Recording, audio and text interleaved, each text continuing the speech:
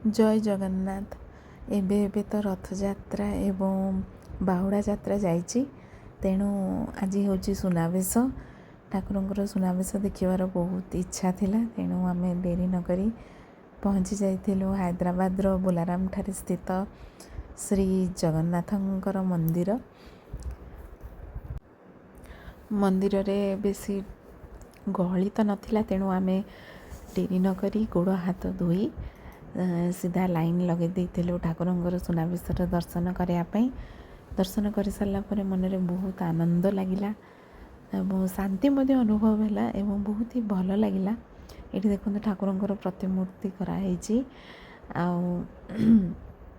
केवल जे जगन्नाथ पूजा पाउछन्ति ताहा नुहे, अन्यान्य ठाकुर माने अछन्ति। तीनोटी रथ केते सुंदर लगुच, केते सुंदर भाव में रखिछन्ति से माने ठाकुर मंदिर बेढ़ारे। एवं आज टिके भिड़ थिला आज, कारण प्रसाद मिलूला सुजी काकरा एवं मंडा पिठा देखि मते घर कथा मन पड़गला।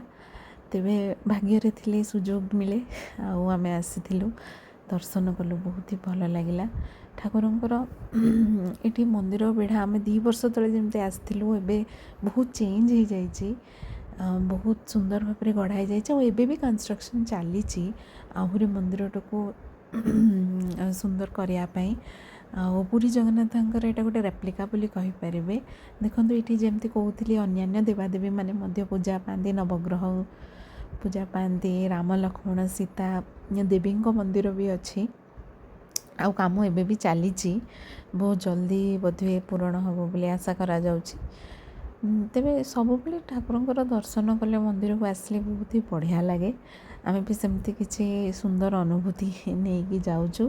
पुणी जदि केबे ठाकुरंकर डोर लागिबो मंदिर को आसीबा हबो, तेणु आपण भी जदि हैदराबाद रे रहउछन्ति निहाती भाव में आस।